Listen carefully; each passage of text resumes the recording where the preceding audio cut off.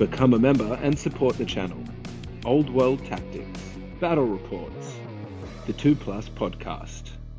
Welcome back, guys, to the 2 Plus podcast. We're here for another 2 Plus chat, as we like to call them. And sorry to the guy who thinks we are the same person, because we have the same haircut tonight and we've got the same t-shirt on. So this is not doing any favors for him, who thinks that we seem to go through. My kid said I had the 50-year-old voice. Yeah. So yeah. That's good. I'm glad it's not me. But how are you, Alex? I'm good, Paddy. It's good. I've recovered from Sunday, which was like drive up and down like a demon. So played a lot of Warhammer. Yeah, and that's kind of the impetus for this chat, which is, it's been bubbling up with us for honestly a long, long time. Probably the majority of this experience on 2 Plus. But it is about Tournament Warhammer, and is the tournament game, not the scene, but the game, is it figured out? You just played at the Old World Fanatics tournament, 2K tournament, and that's what's kind of spurred this on. So we'll get to it in depth in a sec. But what's the vibe? Is your first 2K? Oh, you played another 2K tournament only a month ago or so. So you've actually been doing semi-regular. Yeah, on the circuit. It was good. It was really good. And it was reminiscent of when we first started playing these events. I think that'll be sort of part of the trajectory of this for me. That there's no question that for some people, you could sense the sense of discovery that happens at the start of a game, and how excited or stimulated people were to sort of get into it with an army or like whatever army they had. And they were just figuring out combinations or like ways to use rules, or just that the person they were playing enjoyed the game as much as they did. And I felt like an old man a little bit at times, but I had 3 very different games with 3 different experiences, but they have been sort of emblematic of the types of games I feel like we've been having for the last 6 months, when you just go to an event and play people cold turkey. Well, I was originally going to start on the Old World Fanatics one, but we'll get to that Old World Behemoths one. But we've started at this, and it has kind of been the driving force behind wanting to chat about this. But you ran your Bretonnia, was it Errantry Crusade or was it Grand Army? Errantry Crusade. So this Old World Fanatics, you'll know, are the biggest podcast in Australia. They have started an event outside of Newcastle, in Broadmeadow, which is, on the way to Newcastle. It's not suburban Newcastle, really. So they had found PlaySpace, which was pretty good. And Gomo will speak to you soon about his new software, which is certainly already better than BCP and New Recruit, I think, for Warhammer. Yeah. It was just a 6. So they started, I don't think they expected the entrants to be as many. And they even, I don't know that they didn't have to turn anyone away. Gomo just had said the guy came down, and him and Cam the dentist gave up their spots at different times to have that guy play. But yeah, I think you could just sense it. Like when I'd been to the first Oldhammer, even when we ran the first event In Response, it was very much that vibe. Very exciting, seemed exhausting for the organizers. You're worried about things that you don't know yet, how they're going to fit, and people generally were having a great time. But I wanted to run, like, the vibe was meant to be a little bit like take a softer list, like softer than I would at Oldhammer. So I had some elements because I'm promoting the book, Britannia, which you can find below. All of the usual stuff we do, all 3 PDFs are out. And part of that was I'd never got to play with a Knightly Templar Peg Lord, which is as advertised.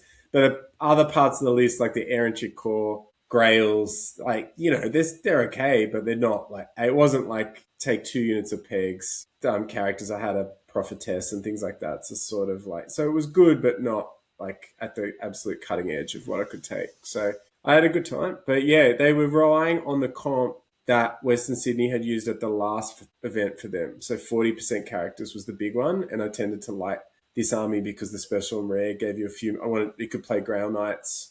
I like to play a Highlander type vibe, and I like that the core for Errantry Crusade is like completely different from other armies. Like you get Knights Errant, Battle Pilgrims, which I'd painted up, and Scouts.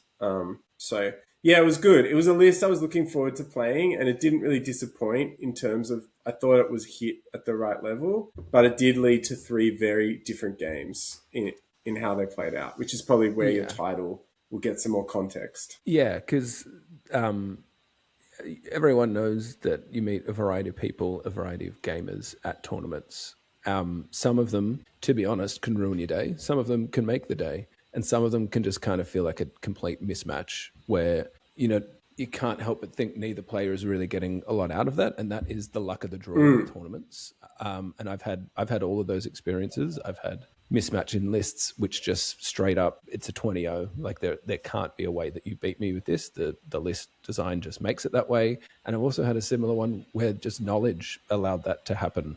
And you've got to do your best to kind of keep everyone happy in that. But you had 3 different experiences in your 3 games. So what did you get to in this game, in this tournament? Well, and there'll be battle reports coming for all of this. Like they still had interesting scenarios. We're returning to battle reports for regular listeners of the channel, where tactics, some of these little whinges about rules, and generally just the showcase of the army strategies are all going to be sort of intertwined back into those. So they'll be coming over the next 3 weeks. Each of the games had some innovative stuff in them that I think people will enjoy in terms of how to play. So hopefully they're worth watching for that. But on top of that, my first opponent, Todd, was running a Night Goblin Squig list.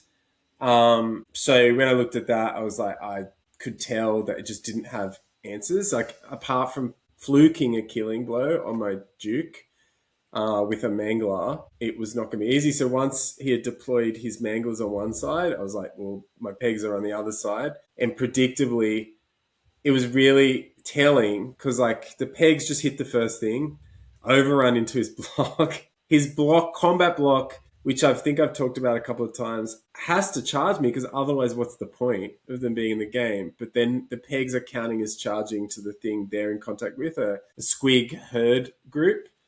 And so these river trolls, the troll hag are there, and the pegs just obliterate them. Like I think they went through 4 combats to the time where... So on the other side of the board, I'm sort of dicking around with skirmishers, so he's having to waste time going after them. And he did get to kill a bunch of those skirmishing scouts with Manglers. But it ends up 2150 to 150, and he conceded in turn 4.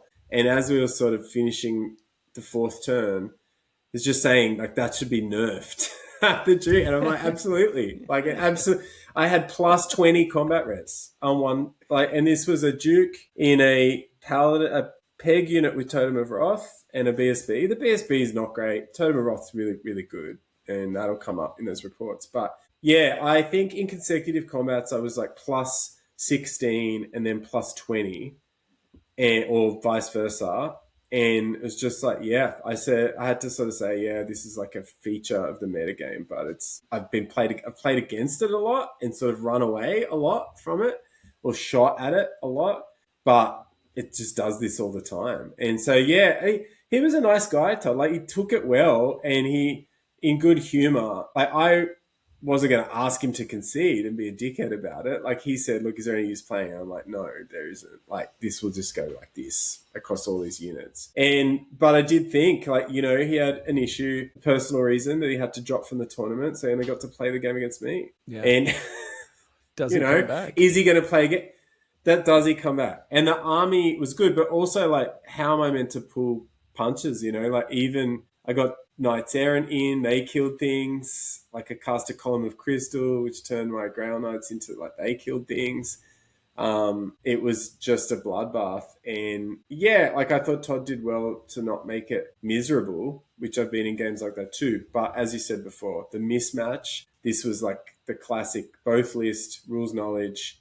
And then I didn't get unlucky at all. Like I just rolled well enough the whole way to just kill everything. Yeah, I think the mismatch is a real issue that is so easy to find if you are bringing really top tier stuff, then particularly the top tier. The mismatch to the second below tier is ginormous to a point where it's, as Todd says, is there any point in playing this game? And I've always had a major issue, even as a Wood Elf player, of just having to run away from stuff. That's not why I go to an event for 8 hours. That's not why I play Warhammer. So for me, it's always been very hard to stomach like oh, well, you just drew a bad matchup. You got to sit here for 2.5 hours, and this person has 80% of the momentum and 80% of the play, and your job is to not lose by heaps. That's I've never gotten over it since the first tournament I played, essentially. And I don't think it's part and parcel with the game, but we can get into this a bit later. But that was Todd. You had your second game was very different. Yeah, but funnily enough. So I'm playing Jason, who played Kingdom of Bretonnia. Funnily enough, he had Battle Pilgrims. He had more Battle Pilgrims than me, and we're playing King of the Hill. So without praying, not going to pray, but I still have the Grail Vow on my Duke and on my Grails. So I got a bunch. The Ward is still okay to some extent, and he had a Duke on a Hippogriff. So his Duke has Ogre Blade. I have Ogre Blade. And this will be a good battle report. I thought Jason played really well. He positioned his units in a way where I had to make hard decisions.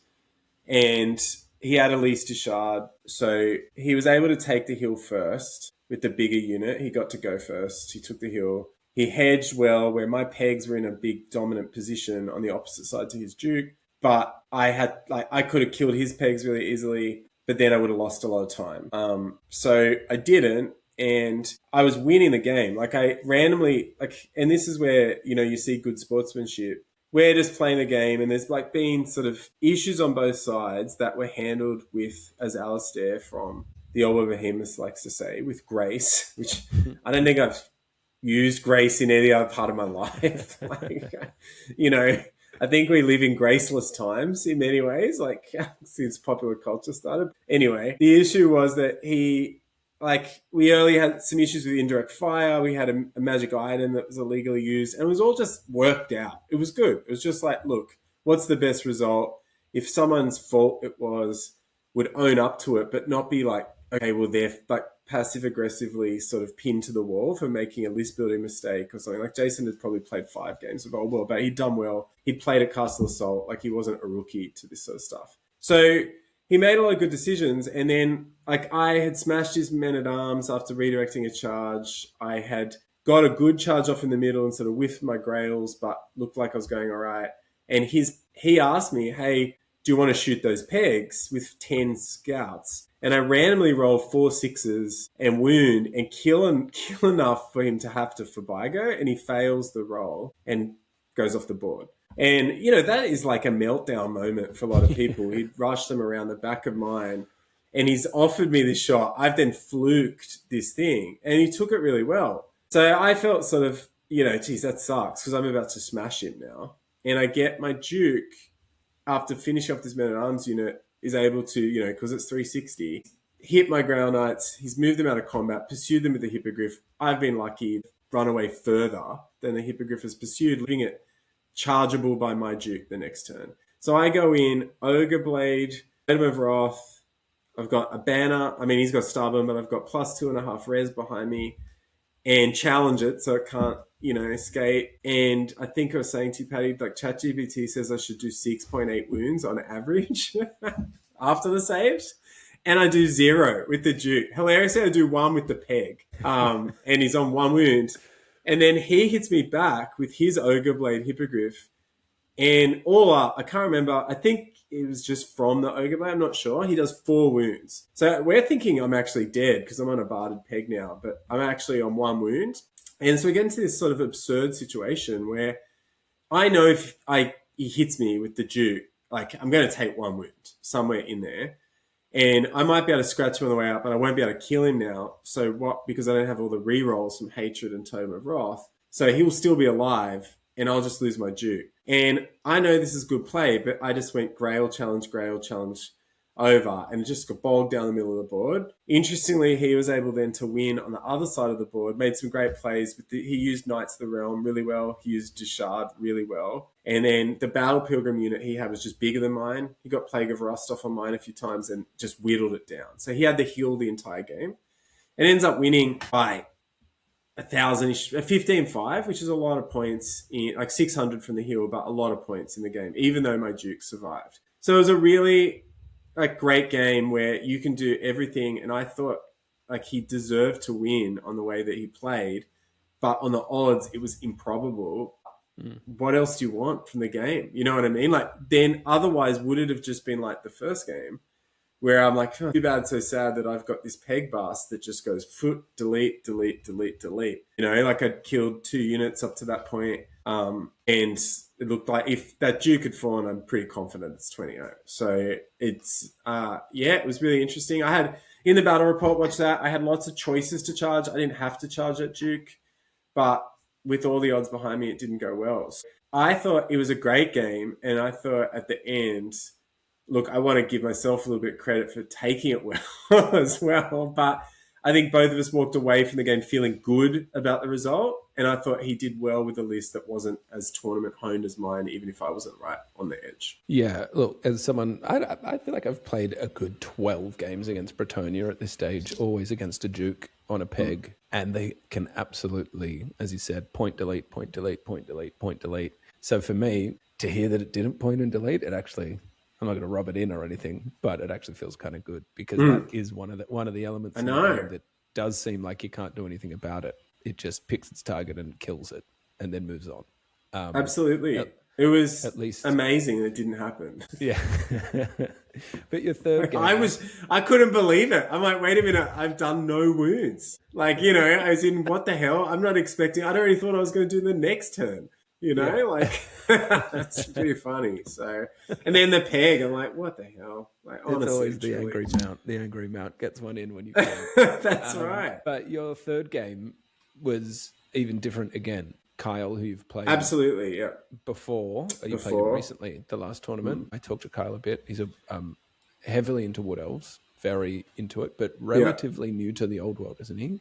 Like at least tournament old world, I think. Yeah, I mean, I guess so. And I think more in comparison to us, like, and that's what, like, it is interesting because this is where it's a different kind of mismatch. So I think Kyle's Wild Hunt list is about as good as it gets. Like, I think he's done a great job with things like the Beast Packs. He covers for his Wild Riders really well. Like, there's, you know, he's got his stupid U-shaped wood, but like, which is gross. Watch the battle report for that. But at the same time, what he does with his units to protect the Wild Ride charges is good play, like really high level play and clever. And it's more nuanced than just like, we did the cover video on it. It's not like just stick guys in front, put them horizontal, like at times. It is stuff like he had Warhawks, like multiple charges. Like you got to have a lot of planning behind it. And I think he's done a lot. Like if you're interested, Paddy, like I know you would be with Wood Elves, the Wood Elf magic item plus like aspect stuff, he's really gotten down to an art form. Like there's things like aspect of the hound, which he's used is like optimizing. Is it annoying? No, befuddlement of mischief is just like killing me all the time. Yeah, befuddlement. Aspect the minus one weapon skill with Totem of Wrath means that you hitting on 3s, re-rolling 1s, wounding on at worst 3s with Wild Riders usually re-rolling 1s, AP3. It's a lot. It's a very... that's the good unit. Well, I joked about the Wild Rider Death Star, and that is kind of what spurred it on, is that combo. It's legit. Like, you are re-rolling half of your it's definitely legit. Times. But go on. I think he's got other little nuances that are good. Like, the Unicorn Mage is in that unit with the aspect, and so it provides, like, this differentiated... Like, it's quick in a challenge. It has storm. It has just this different... You can do different angles and they like hurt me at times. And then he has some of these other characters operating independently who have roles. And he's, running things like Arch Lightning Hat or whatever that's called. Rod, Dragon Slaying Sword, and Storm Spanner. So he's like inefficient magic items that have this targeted role that you have to put in the right spot to be good. And in this game against Bretonia, they were all not very good. He did get his Arch Lightning Rod off on the first turn. Again against me, but it wasn't like, it's Leadership 9, it's fine. It's more just like Dragon Slaying Sword wasn't doing much. Mr. Hunter's Tapestry had nothing against me. So there was that sort of stuff where he's going to have to fight really hard. And I think it just became like a really technical game. And so I think Kyle was at sort of stage we were at where, oh my God, isn't this game amazing? I'm going to try, like, if you think back to some of those videos of playing like high elves, and I'm going to optimize sisters, and I'm going to move them this way, and I'm going to like really get into the weeds with the rules, but they just break down at a certain point. And Kyle seems to be a pretty smart guy. And I like to think that I've made 150 videos about Warhammer rules here. And it's almost like he's the one. He and I have an affinity for saying, wait a minute, so my guy's ballistic skill 6, so I'm rolling 2+. It's like, no. And I had to say this again. You're rolling 2 3+ with a 5+ reroll. It's like, it doesn't make sense. And then underneath that, it's like the no more foes, and that's what I'll talk about in the battle reports. No more foes, shrinking units in combat. There's a bunch of contradictory rules. So his whole thing is based on like skirmish plus multiple charges, stacking a lot of combats together. And Britannia is a lot like this as well, except they're the defensive version, which I've discovered. That's sort of an insight I want to talk about that you would probably agree with, Paddy, that the layered war, the 5+5+ is just massive. So it actually dominates the way you can play with Britannia. You've got more movement than you think with the movement 8, Swift Stride, reroll 1s. And you also have this ability to take a hit with a unit that doesn't look like an anvil. And in this game, my Knights Errant actually just tanked his Lord for the whole game. I just kept rolling saves. And I don't think it seems like I was being really lucky, and I was to some extent, but it's also like in the ballpark of what they do. Like 5+5+ is over 50% of wounds. The Lords don't do a lot in combat. And it was in an inconsequential part of the board in many ways. You just couldn't get away from them. So yeah, it just became a really technical and exhausting game. And at the end of it, even Kyle and I could accept it was just empty because we're like quibbling over everything. Everything is inches. Everything is wheels. Everything is like just breaks down because the game, when you're trying to play it seriously at a high level, which you want to go to an event and do best, it just doesn't make sense. And there is no answer. Like even I would point people to vantage point and what obscurity is, or being obscured in the game. They are contradictory on the surface. So then we got into multiple situations with, are you in base to base? When do combats move? Like, as I said to you later, I could even finish this by saying where the nudge rule came in the last turn. It's just like, I think I meant to nudge this guy. It's like, but yeah. It's not written to give an advantage. It's just written because they're like, like, are you having this problem? Just move it. Yeah, just nudge it. Like, which way though? Like towards me? So the thing gets charged, or towards you that then blocks the charge you're going to make next turn. It's just crazy. So that was really exhausting. And I don't think Kyle felt great about it either at the end, that it was just like a slog. And especially like we sort of ended up in what was a 10-10 result at the event. And it was just, dicky back and forth. A couple of inches here. Did you go 3 inches for your impact hits? Well, these two went 3, that one went 2. And it was sort of like, because we've played Western Sydney Wargamers, which, we were initially part of their FAQ, and pulled out for other reasons. They went on to bigger and better things with their tournament scene and have really streamlined it. There are all these heuristics and conventions that we're playing with that Kyle has not yet been baked into. So we're going through this pattern that we went through, and I actually think I had a lot of the same responses as him early on because I was someone who wanted to be good at the game, which is what this channel's about. And it just became, these 3 games were the microcosm of, as you said before, like you can go to a tournament, and I had every different type of game that I had this time, but sometimes I've had 2 of those games, like where I've blown people out, and sometimes I've had 2 where we're arguing over rules the whole time and there's no really great answer. And sometimes I've had 2, even 3 great games and been really lucky. So that's where I think we're at with tournaments, that these are now the types of games you get. Like, and you can't really control which one you're going to get before you get it. Yeah, and a lot of effort has been put into. So Old World Fanatics are essentially using the Western Sydney Wargamers comp and active FAQ, but the comp from the last tournament, which had some restrictions in it. And this is 2 years of figuring out how to build comp. And Western Sydney Wargamers are very good at it. It's easy to say. Yeah. And the game still, in my experience, the tournament game, because the rule set is just so messy and the disparity between factions is so huge, then there's just no reliability in what you're going to get. And there's no experimenting, really. Like you can tell pretty much off the bat before you meet the person, list v list, like how this game should turn out in a vacuum. There's certain things you can do, but it kind of feels like we're pretty interested in this game. So to us, it might feel different to others, but I don't know. It feels like 2 years in, like the FAQ that came out, like it just didn't target stuff that needs to be targeted and should have been targeted off a while ago. Like that Duke should be nerfed. That should have been nerfed 2 years ago. This is one tournament though.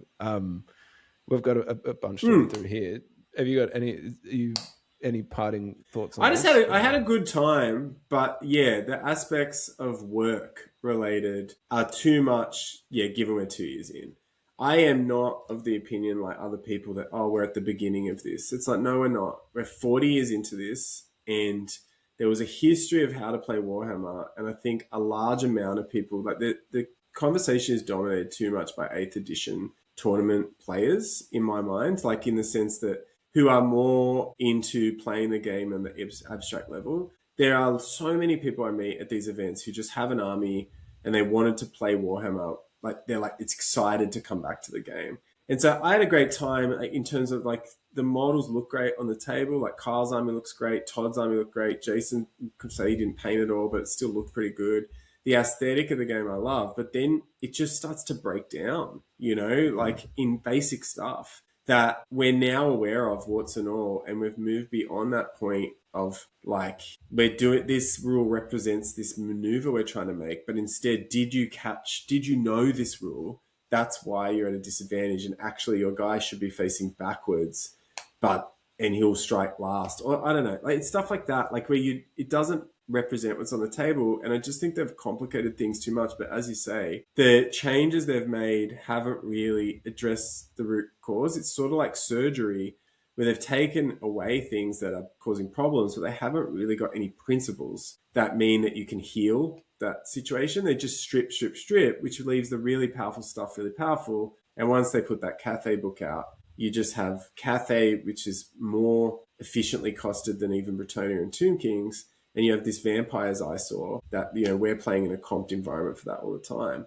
But really, like the comment that, there was a diversity of armies that were good before, that's because of power creep and the stripping away. It was because when they released everything, there weren't armies of infamy and there weren't these edge cases to the rules as much as the layers of their bad rules writing have just kept piling up. So, I felt both good. I felt grateful to play all those people, but I also felt like that each of the games was let down a bit by those rules, and I don't know if there's an answer. I don't think there's a collective will to reform the game in a way that everyone's going to agree with. I think this is a game that we play once a month for a lot of people, and they need it to be accessible. They can't have this checking on the phone. Like if someone like me can't even tell you the rule, what hope do you have? I've got a channel where I've used the name of the rule as the title for the video, and I can't find the page, like where the panic test occurs. So, that's all. Like, it was a great event. No, but it is really frustrating because it's on the fly. Like, they've got so many people who want to play, and God knows if Todd will ever play again. Or I wonder if Kyle just starts to think, God, I've put so much effort into my army, and I can't do better than 2-1. Or something. And then Jason's won with this list, but he both knows it's like, I played really well, and I still just probably usually get pumped by that Duke like 8 times out of 10. So it's just like, how do you reconcile them? Having spoken to Kyle a lot, he ain't going anywhere. Kyle loves this shit. He loves He's probably listening. So there you go. Yeah. He'll get the 3-0 and then he can like slam it in my face. So it's. I hope he gets there eventually. Well, but he's right on the edge. You can feel the edge. Yeah. Anyway, sorry, totally. Patty, go on. I want to talk about another type of tournament though, because we are at the stage 2 years in, as we've said, where tournament comp come in all different shapes and sizes. Old World Behemoths, who are another Australian podcast. So shout out Fanatics, Behemoths on the other Australian podcast, the 2 Plus podcast. But they run a narrative doubles event. They do it at least once a year. I think they're trying to do it twice this year. And it's doubles, $750 each, $1,500 total on smaller boards. Using the Battle March rule, and the lists are meant to be thematic first and win second. You can turn up, like they have like a knockback policy, I believe, if it's too strong. But they said everyone was submitting lists in good faith. And all the lists that I saw did look balanced and interesting. And there was stuff that people don't usually bring to tournaments, like a Doom will. This was my first The option. maiden voyage. Yeah, the first chance to play my Skaven, which was the whole point of me going to this tournament. I've been painting these guys for a while. I'm proud of how they look, and I wanted to get them on the table. And it was very Skaven-y. It felt really fun. I ended up winning this tournament with Jeff, who's the major sponsor of this channel, and he printed me this. My whole army was based off the Death Globe item, and he printed and painted this for me the night before, which is like some brass orb with some warpstone in the middle. And Death Globe isn't a thing you normally bring to a tournament. It's 25 points. It's a ballistic skill-based weapon that you have to roll to hit. It's 9 inches. So if it's over 4.5 inches, it's long range. Standard shoot, -1 to hit. Your chieftain, I think, is ballistic skill 4. I'm not sure, but at best I was hitting on 4s. I just want to tell this story because I know the Behemoths spoke about it on their podcast, but these guys are Imperial Ogres. They're initiative 2. Death Globe makes you do an initiative test. After I've hit them, a template goes on them. Whoever's under the template does an initiative test. If they fail it, they lose 1 wound, no armor saves. They just lose a wound.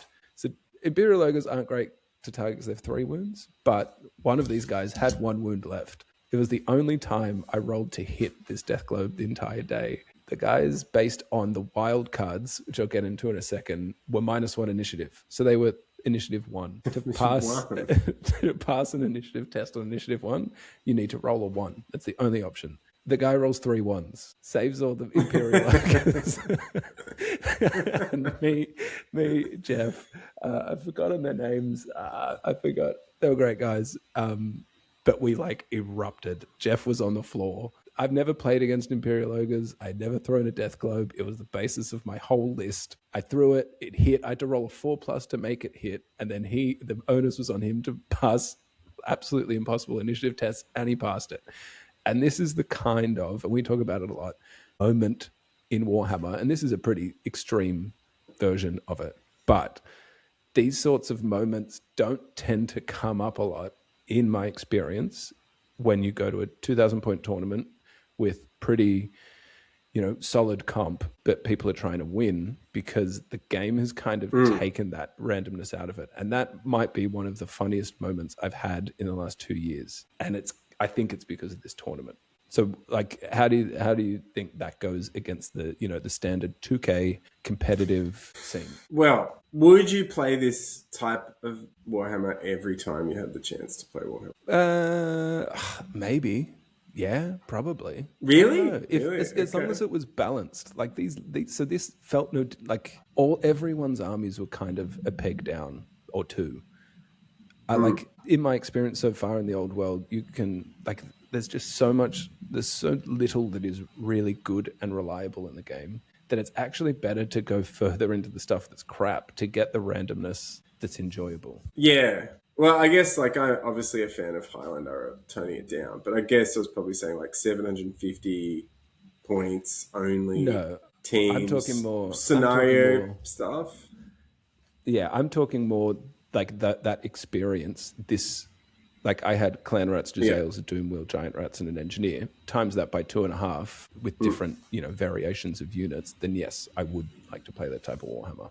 More for the experience. No, I think so. If you know what I mean. I think so. You have to take the automatic stop off the top, like the Duke. So even though we talked about the whiff, you need to have risk, and I'd probably add to those games that I played that I always put the Duke up against something I just knew I was going to just destroy, which is usually a medium unit, and I only went for that attack because I did the maths and I was going to win the game. And so in this case, I would rather play where units have a chance against one another. And you're not just, that skew style is always how does my style negate your style, I guess? How can I negate something rather than how can I interact with it and have a good time? Because the dice then tell the story about what happened. And they tend to even out when the armies are pretty, as we sort of found with that event at Carlingford, it does sort of, when you are rolling so many dice, it evens out. You will roll, if you're rolling 1,000 dice in a game, you're going to roll a lot of 1s and a lot of 6s at different times. And everyone's had those moments where they roll the triple 6s to save something that they were saving on 3+ already, and everyone goes, "Oh, look at that." So yeah, I don't know. It's interesting because it just seems harder to organize. Like, why is 2K so easy to organize and narrative doubles harder? You know what I mean? Is it because it's just written as rules in Games Workshop? Because we're not really like that anymore. Hence what I was saying with Kyle and us, like, disagreeing on rules, is that it's just like, he's someone who knows a lot about the game. There was a lot he was right about. But why, it's not like you pull out the Games Workshop big book and that's going to tell you everything you need to know. So why are we wedded to 2000 all the time? Yeah, I'm not sure, Ego? because this was my first experience of doubles, and it was fantastic. But doubles for me, the behemoths have banged on about it. I know you have as well, like team or doubles or whatever it is based gaming. It was really enjoyable to make decisions with a partner, and this was 1,500 points essentially on a team, which was big enough. The 2,000 point thing for me, and you asked if I would want to play this type of Warhammer always, and yes for the experiences, but no for the, I do like the grandeur of the 2,000 points on a big board with lanes and strategies that you're meant to be able to do, but I don't think that always happens, which is why this was a refreshing experience. And I love the Old World Behemoths guys. I did leave there still thinking I still kind of preferred the strategic element of it, which this had. You know, I don't know. It depends what you're in the game for. I had an incredible time, but at the same time, I only get to do these tournaments once every 2 to 3 months, honestly. I need to make sure that they count, and they're the ones that I want to do. And I absolutely don't regret going to this. As I said, had a great time. But they come in so many different shapes and sizes that, and this goes back to the what kind of player you want to play against, which you can't control. Is the 2,000 point, is the tournament just going to deliver what I want because it's 2,000 points? In my experience so far, no, it has not. Like, we've done post-mortems after Old Hammers, and every time we're like, oh, was it worth it? Oh, geez, blah, blah, blah. I had a great time, but blah. And it gets a bit down in the dumps. So that tells me that no, it's not. It's not what I'm looking for. The last I can unequivocally say the last one was. Yeah, sorry. Okay, yeah. Well, maybe when we get to there, I'll say that too. Because yeah, it was probably the last event that I wasn't like, oh, you could just fix this, you could fix that. Admittedly, like, some of the early Old Hammers were like that for me, and it's more that the game is widened, and yeah, the skew matchup is just more relevant. The skill gap is larger, which, you know, is often not the other person's fault. It's like, I know a lot more about the game than I knew 6 months ago, and I'm probably not the greatest with rules, but I'd be in the top 10% just from the videos we've made. Yeah. So I think, yeah, it's interesting. And I think it just comes down a lot that, yeah, you put a lot of effort into this to paint an army. Seeing it on the table is great, but seeing it get smashed over and over is not great. Like, the first time I played Britannia and it just got wiped, it was like, this sucks. My army looks great.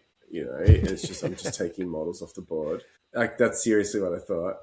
And so I did have to bring up some of those pieces to, like, stay in the game. And yeah, what you said is right. Like, even in the game that I win 20-0, the video is about, in part, the lanes that I create because of the experience that I have. And that was fun. Like, I can maneuver this way, which surely is what the game is about. And sometimes I'm wary that, like, 750 points, like, do you get enough of that? Like, I'm a big fan of the 1,000 point format, but I'm still like, yeah, you need a lot of moving parts still to make a Warhammer game fun. Like, I've tried to play against my own children with like 4 units or something, it's just like, it's not the same. I sort of feel like once you get above 6, it starts getting good. Yeah. And I guess it says about the interactions. Yeah, like, it did. If the interactions are less predictable. Yeah.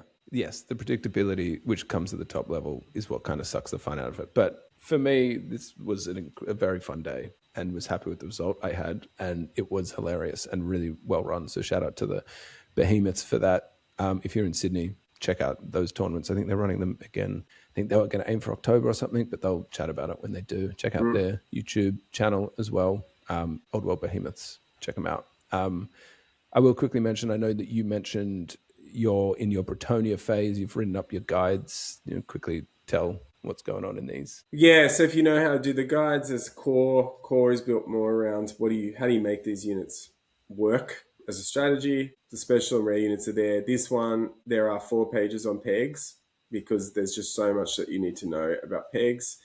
And even though I cover all the other ones, like it's worth, if you are wondering why Pegasus Knights are format defining, there's a great detail. And then there's the usual 10 character builds that we've got. We run through tournament staples, but also other builds you might not have considered. Like I ran a Doppelganger Mage on the weekend, which I always like, but Bretonia has some fun stuff in there, even though could never find a Sergeant of Arms that was good. So unfortunately, I think Dave ran one on the weekend. But yeah, have a look if you're into it. Bretonia, I will have 3 battle reports in a row. I think I might even make a video about the lance formation. I thought I was really surprised at how I learnt to use that well over the last 3 games. Check out the link there. I've also finally finished my Orcs and Goblin guides, as Alex said. Mine's a little different unit strategy, character builds, but I ended up making this thing bloody massive. I got really stuck into it. So check out the links in the description for them, because we are keen to share what we've experienced with these factions. But we've mentioned Oldhammer a few times. We've got one coming up in a month or so. How has, like, for anyone who doesn't know what Oldhammer is, it is probably the premier event in Australia, definitely New South Wales. It's grown every single time. It's sold out every single time. They're now up to 44 players, which would make them surely one of the biggest, if not the biggest, recurring tournament. Castle Assault, I'm sure, gets around this number as well. That's once a year. These guys do it 3 times a year, 4 times a year even, I think. And they're like top tier tournaments. And it's been the basis of a lot of our competitive play in our experience in the old world. 2,000 points. This time around, it's 50% characters, Miller comp, muting undead and Cathay mainly. Some pretty, I'd say, more complex scenarios than the ones you probably played on the weekend and that you're used to. It's a bit of, they've done their takes on the match play guide stuff. They're very good at this stuff, so it tends to work out well, but it is more complicated, I would say, and 44 players. But how has your recent tournament experience, and I suppose the last 6 months or so, led you up to this, preparing for this in about a month's time? Yeah, I'm definitely playing Beastman, so there'll be books coming for that. Like, I've played enough Beastman over the time to write about it, so I want to play it to sort of show some of the strategy and stuff there too. But like you said, the World Fanatics event was incredibly well run. And they built a lot of what they were doing off what Oldhammer has done. So it's just a great day to play Warhammer. And I agree with you, though, what I liked about the World Fanatics, even though they were using scenarios that were mostly created by Western Sydney, they had sort of stripped them down, and the user interface of the PDF was a bit cleaner.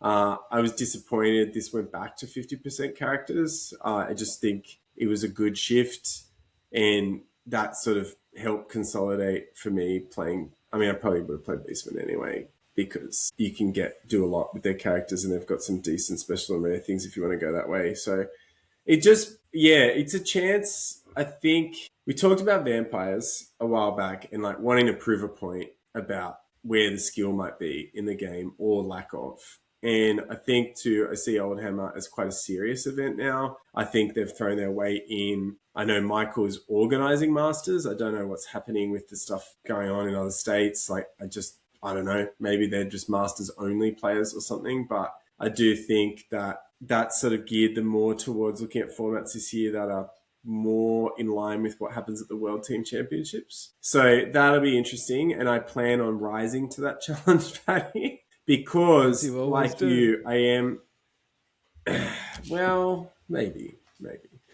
I say I will, other people pretend not to. But the thing is that you go in there and say, there's people, I guess, when I went back and looked at what was played at the last one, I think the lists are quite serious for what people had taken things to try to win through skew. So it is Tournament Warhammer. And to that sense, you can enjoy it. And as we've talked about, their FAQ, I think, will ultimately, next to Comfac, which is mostly built by online play, and the Euros, who just, I think, are very myopic. They think they're the best, frankly, if you're listening, guys. I think sometimes that's the tone. Maybe it's a language barrier thing.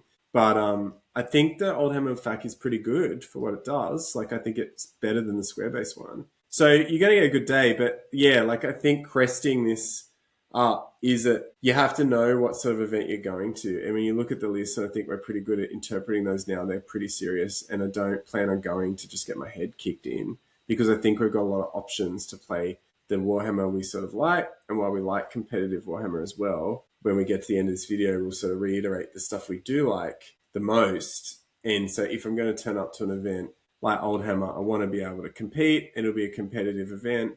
If I turn it to another thing, I'd like clearer line of sights on, okay, let's play Highlander, let's play without Dukes on Pegasus's Pegasi, or, limits on vampires, that sort of stuff. So yeah, looking forward to it. But I agree with you, like some of the scenarios, I'm just finding it hard to keep up with a lot of it these days. Like I think when I talked with that sort of game against Kyle, there was just so much going on that putting more abstraction on top. And in that game, we were playing the 3 drawn battle lines, which I love, but having to keep the 30 every turn. Kim saying, I think he said we only played 3 turns at the end of the game. I'm like, there's 4 sets of scoring, but he was doing the work, like writing it down for me. So it's just that sort of stuff. Like there's a lot of abstraction. So I think I can see in the pack what they're trying to do. Like the last game has not a lot of bells and whistles except for this general challenge. So it's a bit fun given it's later at night. But the Double King of the Hill, I'm not a fan of domination wrinkles. I just find that there's tricksy stuff that happens at the end to score those points. And yeah, whether or not the format is staler than we think is what we're trying to prove. But we'll see. I might just lose and have to eat my words. Yeah, well... What are you thinking? Because you're still signed up. You're signed up as well. I am, yeah. And Wood Elves is where I'm at the moment in my head. So that's what I would be leaning towards. I'm kind of just in that zone for it all, which brings with it its own challenges. But like it cannot be. I would have to, if I wanted to win this tournament, bringing Wood Elves, I have to get essentially not lucky with my matchups, but if I come up against the top tier stuff, it's extremely hard for me to win the game and definitely win the tournament, because I don't really have a great answer for Cathay. I don't really have a great answer for meta Tomb Kings or Beastmen, because this comp pack, I probably can beat vampire counts, I think, but not randomly. All the vampire counts have kind of jumped off Oldhammer because it seems to have completely neutered the dominating playstyle that they play. But there is this anxiety always in the build-up for me to a tournament, because I like to play to win always. I always want to try and win. I'm not a thematic player that is like, hey, look at my 90 common goblins in 3 units, come at me. I don't get enjoyment out of getting smashed. I don't get enjoyment out of losing most of the time, but I love a balanced, even fight that is hung on 2 to 3 moments.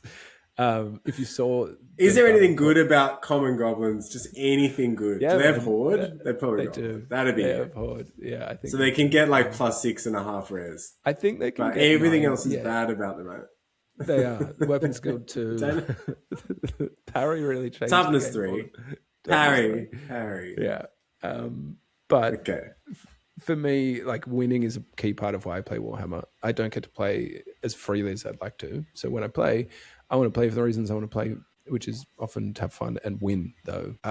And the recent battle report I put out from the Is This Warhammer round robin we did was... That day was perfect for me, which we'll get to in a second. But in both games, there were killing blow moments.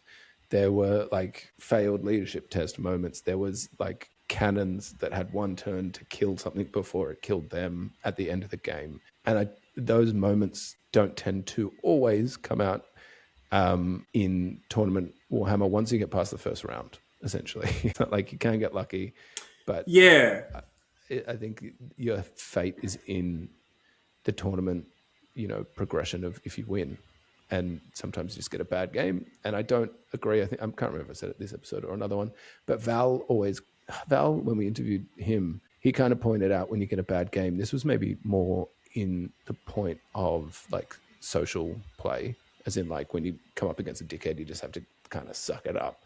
And I hate having to suck it up. Because it's 2.5 hours of a 7.5 hour day.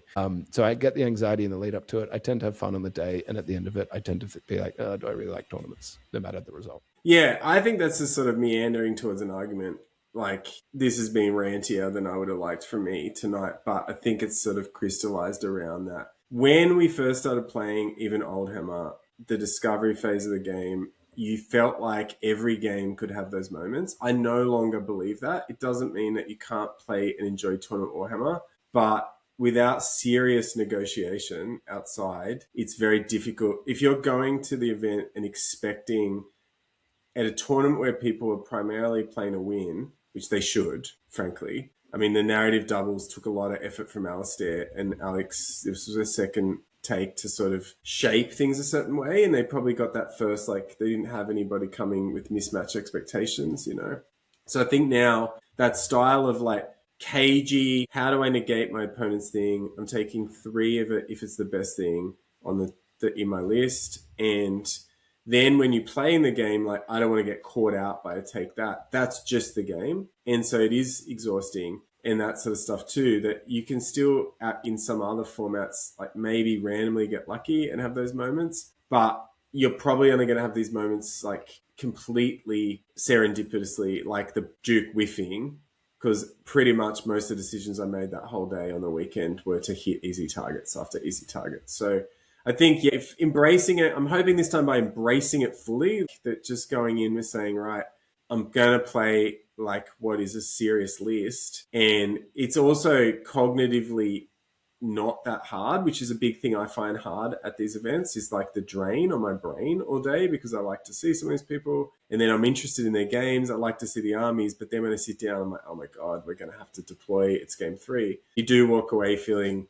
God, now I got to go back to work or my life, mind my children, drive home in the dark, whatever I'm doing for my wife the next day. So it is interesting, this dynamic. But I think Oldhammer, you can't fault what they're putting on the table. It's us, not them, having sort of had the really good fortune of being able to play so many different types of Warhammer.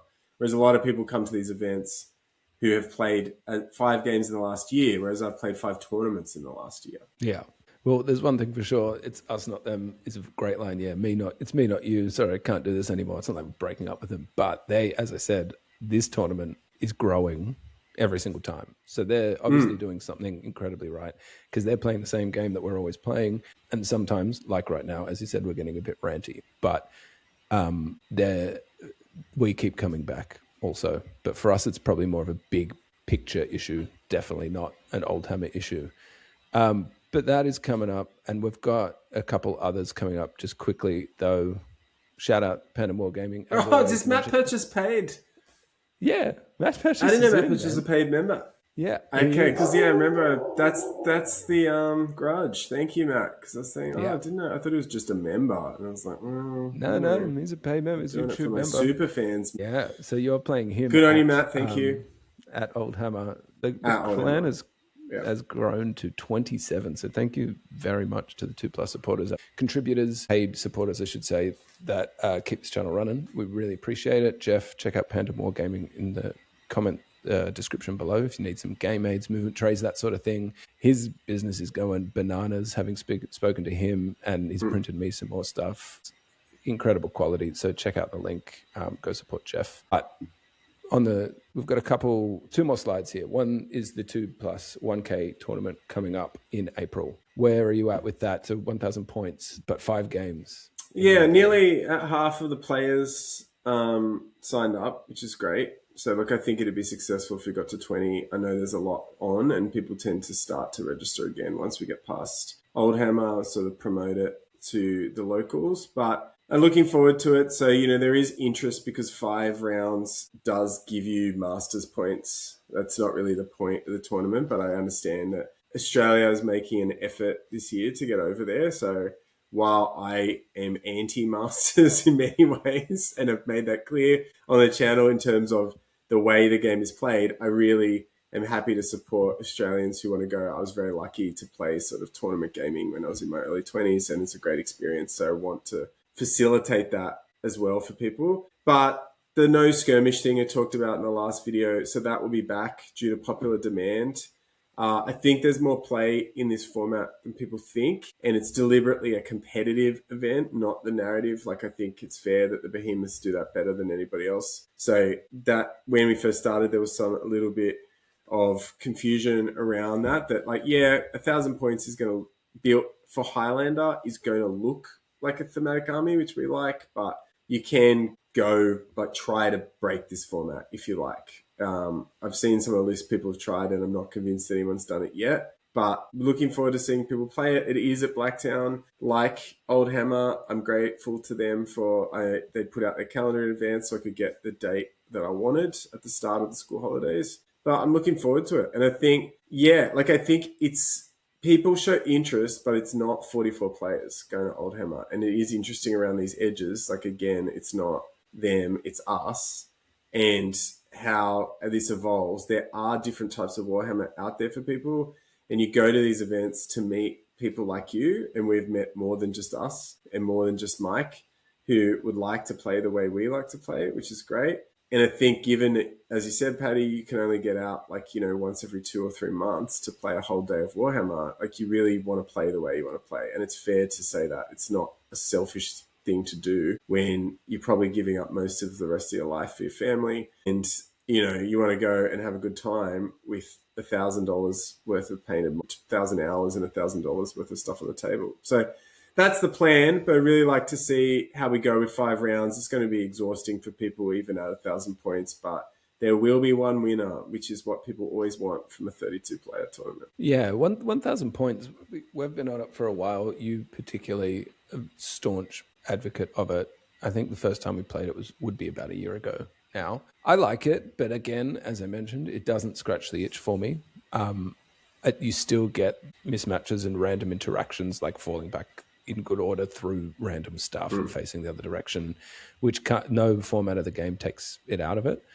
But I am interested because I don't know how much competitive focused 1K I've really played. I think I've always kind of tried to soften it down, even though this has Highlander in it as well, right? Did you say that? Yeah, so Highlander, we didn't really cap the magic items this time because we didn't need to really with the points.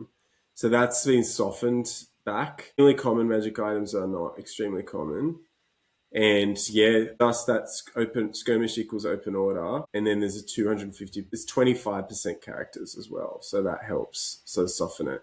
So you can't just put something on a monster and tool it up. That was where last time that slipped through. And it didn't really lead to anything too gross, but that's not what we want. We sort of want diversity of unit types and interactions. And I'm hoping that with 5 rounds, you're going to get that, because a lot of the games are bash 'em up, that you don't just have that one game where you get rolled by a cavalry charge on the first turn and you're dead. That was just one game and you're on to the next one. And trust me, guys, on the day, it's got to move fast. We're going to get the lunch ordered to your table. They've promised us you could do that. I'll help facilitate it for you. I'll carry the plates. Yep. And people want to take their breaks. It's like, look, you're going to have a game that's going to finish early. Do it then. Because I think the whole concept is, can we get this, test the limits of the new dad 1 day comp divide that we've talked about. We've been brewing this up with people like the behemoths in the background for a while, the structure. And I think this is the extreme. So I'd be interested to see how it goes. So it could be something that keeps going for a long time, or this is the last ditch attempt to make like a massive 1 day event. Yeah. I must say, I do like the speed of 1K. That's always good. That is always good because when you get that mismatch or the bad player, the worst part about it is that it's 2.5 hours minimum. Yeah, spending with that person that's against your will, shackled to the desk. Where this is, cool. It's not just full send. It's over in literally 35 minutes if you want it to be. Just throw your stuff at it and move on and get your next game in a half an hour's time. So that definitely is a good point of 1K. If people are interested in this, check out, maybe come join the Discord if you're unaware, and then go to tournaments and the packs in there. Yeah, it should be pinned. Up. Yeah. I think I pinned come and ask. Tournaments. You met before we get into, is this Warhammer? Anything else you want to say about this? Because if not, we'll move on. We'll pick up the recruiting of it, but it's Sydney only, so it'd be great to see people who want to travel to do it. But and the itinerary is there. It's not as long a day as you think. If you're coming from somewhere like Newcastle, it's probably about as far as Canberra that you could drive in 1 day. But so we know that there's mostly an international audience for this pod, but we'll be promoting locally. I just want to let the other guys have their time as the build up to Oldhammer and whatever else is going on is happening. So after the 15th of March, I'll be back on the spruiking it everywhere. Yeah. If you can't make it and you want to play 1K with your mates, just come and get the tournament pack anyway and go. Yeah, it definitely works. Yeah.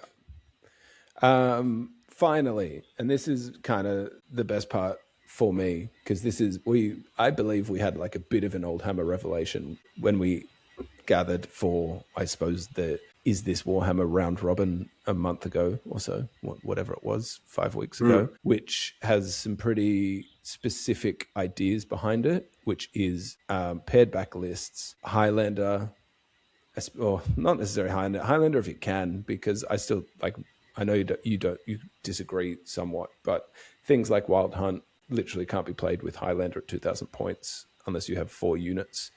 But the main part for me is the open list building, which you are almost submitting your first draft of a list to the group in an open format, so you know where the mismatches are before, and everyone has the best intention to bring paired back lists with the intention to win and have a good game, like a balanced game on the table. And it's fair to say, so we played 2 games each, which is probably more in the ballpark of what's acceptable in my household. And it was only 4 players, but we all, I feel, left that day pretty happy with how the day went. I certainly did. Yes, so did I. And I think it's probably, like, if you're still with us at the end, you should probably like read the earlier comments made leading up to this, that we, or at least I, and Patty, you can comment for yourself, but because I've had the benefit of all these experiences, not just in like playing the game, but with the channel and the contacts we've made, I feel like we've sort of reached the end of the Warhammer world. It's a very small niche community. And that's meant that we can really then create, we have each other, we have Mike Bastow, Dave Spears was the 4th player who's very experienced and, a great guy to play against, and also very skillful. Like, he's become very good at the game over the time I played against him. Like, I would say he's, probably he played better than me in this game that we played, for sure.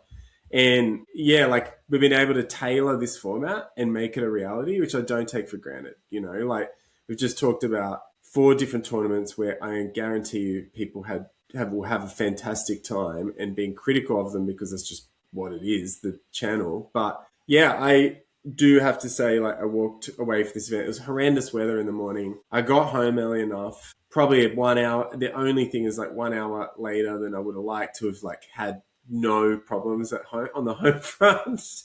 I tend to get really tired in the 3rd game. I was really great. I thought it was great that I downgraded from a dragon to a manticore. It added a lot of entertainment throughout the game and a lot of interesting scenarios where the manticore has strengths in an average field. Like, it's got a lot of wounds, which I didn't realize, compared to like something else. We all focus on it not having much toughness. So yeah, and just that Highlander really is more about diversity. Like, Mike had 2 cannons and 2 units of allies. So, like, it wasn't the end of the world because it was sort of fit. The other parts of his army weren't over the top. So if you're going to play something that needs that, it's not like I played 3 units of scouts on the weekend. I don't think that's out of this world. It's not crippling skew. So it's more the way that a skew of the good stuff makes you play only one way and negates other things. And sometimes you get the version that beats you against you, and sometimes you don't. So yeah, I thought it was good. So for me, that's about 2,000 points, 2 games, getting to play. The games were close. I don't think that was by accident. But you do have to look at it and go, yes, sometimes you just, even I hear about, my mate always brings this army. It's like, can't you just ask him not to choose different magic items this time, or just take one of those things? Yeah. Like, can't you have that conversation, guys? Like, you are giving up this time. I drive an hour mostly to play Warhammer and then an hour back. Just say, hey, I really like when we play with the goblin unit. It's just one of my goblins that, it's taken me 6 months to paint. And did you know they have Horde? Yeah. Like, watch out. Yeah, because that, like, the point there down the second bottom point, bring things you don't usually play. It doesn't necessarily bring your common goblins, but it does mean, in Alex's case, go spend $110 on a GW Manticore to get posted Manticore the day. Good before I times. play. It was worth every cent. Yeah, and it is about those experiences though, because you can get kind of rabbit holed on, and as I mentioned, I like to win all the time. I don't always win all the time, but when that's your intention, you tend to just gravitate towards the powerful stuff, and it actually gets less enjoyable because you get this expectation of it. But when you have, as you mentioned, when you're not skewing into minimal interactions and you have a broad interaction on the board, the enjoyment is so much better. Like the games just have such different chapters to it, more chapters to it, rather than like my win condition is I need to kill that dragon and run away from everything. It's, I could kill that with that. Yeah. I could kill that with that. Or I could bait this with that. And I could move in with this, because that's what fantasy is meant to be, in my opinion. And this is the way I want to play forever now, which we mentioned when we started this podcast, like in the background, like what's the intention of this? And you've always said, it's all about meeting like-minded people. This is finally, to me, the fruition of that idea of we wanted to meet people, as you mentioned, that play our way, that we want to play and they want to play too. We're not convincing them to do it. But this is, I think this is the natural way that most people want to play Warhammer. And it definitely felt that way when we were playing it. So once we get through Old Hammer, once we get through 2+, I say get through like it's a absolute grind, but this is definitely my focus from now on. Yeah, like I'm definitely looking forward to Old Hammer. I don't want to, like, in many ways, like there's almost some sort of like weird future nostalgia about Old Hammer. Like I can feel how we have been a part of it since the beginning, but that they're moving in the direction that they were always going to go in as well. That Masters for them is their dream, and like frankly they deserve it. Like I've said it openly on chats. It'd be embarrassing if it goes anywhere else. Like I think Michael is the perfect person to run it, and I think after hearing some people in Newcastle talking about it, like I think a lot of people, and as I said earlier, know what it feels like, are really going to represent Australia very well in like a community sometimes that has not represented itself well to the wider public. I think the types of people who might be going this time in this iteration, like I feel a bit better about like knowing them, and good luck to them. It's a competitive thing at the end of the day. They've got to win their spot.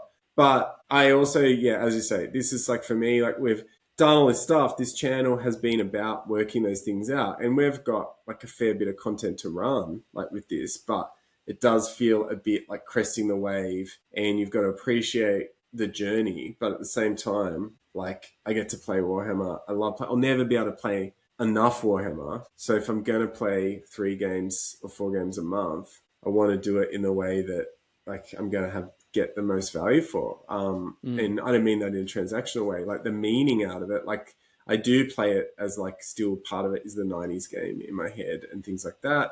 And I want both players to have those interactions. I want to roll a lot of dice because that's when the funny stuff happens. And like you say, a good case study for my experience with that was like I take this sorcerer on foot in a unit of Chaos Warriors, which is very iconic for starters, which I like. But I had the full range. I had a miscast, blow up my guys and take them below unit stroke 10. I had all these different spells that went off at different times. They were really good in the first game. They held, but then they lost and they were dead. They weren't that good at the start of the second game, and then they ended up surviving and being on the board. And it had that look of an army that had won a hard game, but wasn't just hiding in a corner behind a building. It was half dead. I had 3 units left. They'd all ended up on a different side, and I won quite a close game. So, yeah, it was that sort of stuff, and that might not be what everyone wants. Like, for example, you might want to perfect playing a particular army, which is what a lot of people do. Like, I'm very lucky to own many armies. That's not everyone's case. They might want to be, I want to make sure that I am the best at this army. And that's where somewhere like Old Hammer or going to those types of tournaments that are 2K is going to shine. 1K is more like, hey, like I hope the guys from Rangers of the North come back with their Slaneshi themed, like I don't think any of the Slaneshi upgrades are good besides Forsaken, and they're still running it anyway. So you could still get a game at that level. So I think it's just an embarrassment of riches out there. And like, if we're still going with the heading, which we'll know by now, that whether it's tournaments are worth it or whether they're done, I think it's more that it is a bit us, that we've found out what we liked, and wasn't that what it was all about to begin with anyway. So yeah, very poignant way to end it. And I guess it does point to the fact that this is our opinion on this situation. We know that a lot of people like hard tournament Warhammer, and that's fine. Go and enjoy it. And we will most likely be playing tournaments forever because we go through this cycle all the time. But this is where we're at. So we might wrap it up there. Thanks everyone for listening. We will be back for the next 2+ chat probably within the next month or so, probably a little post-Old Hammer post-mortem or something like that. See if we've gone through the cycle again into the depths of despair after our tournament life. But Alex, thanks for your time, and we'll catch everyone later. See you later. Bye.